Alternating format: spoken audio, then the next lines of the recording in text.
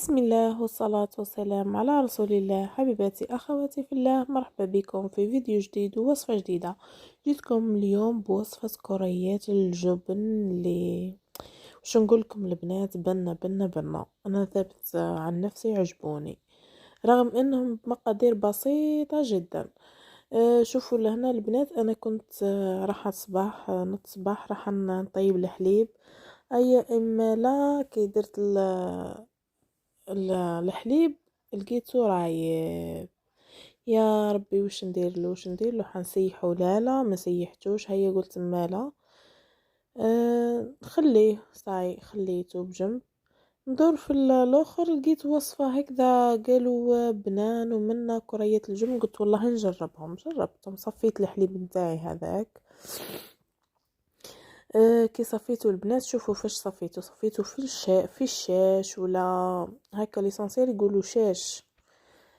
نط خليته غلا، نحي كيف نقولوا تلم الحليب، تلم الحليب وحده هذاك المكتل والماء نتاعو انفصلوا من بعضاتهم ليسانسيال.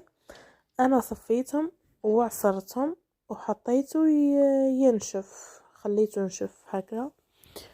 قلت لكم البنات خليته ينشف ومن بعد حتى نبرد تماما. هو برد نتنحى منه الماء هذاك ومنه داويته. درت له سنينات تاع الثوم، درت فلفل كحل، ودرت الثوم الملح، وحطيت هذاك الجبن هذاك حطيته وقعدت ندخل في الثوم والملح والفلفل الكحل فيه. كيما نقولوا حنا نعجن فيه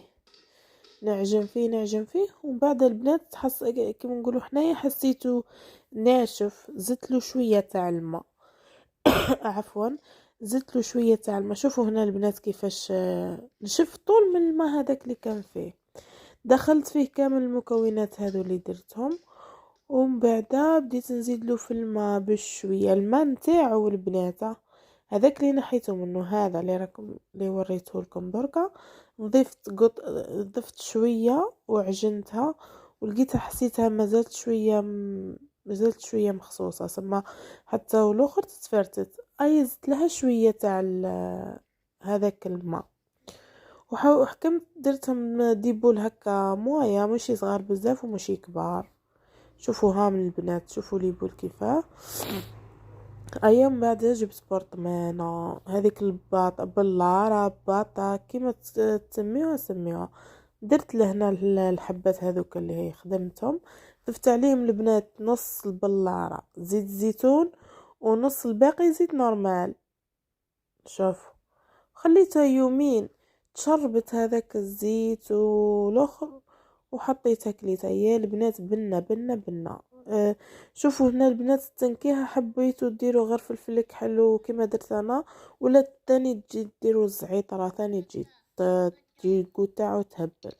شوفوا لهنا البنات نخليها في الفريشيدار مده يومين ومن بعد ناكلوها نورمال.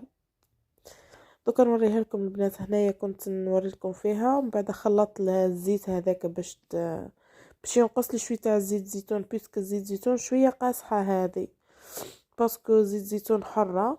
شوفوا لهنا البنات في صحن التقديم نكون ما عنديش الزعيطره بالتالي راني درت لها هكا من فوق رشه زعيطره، وهذه هي في صحن التقديم يا البنات.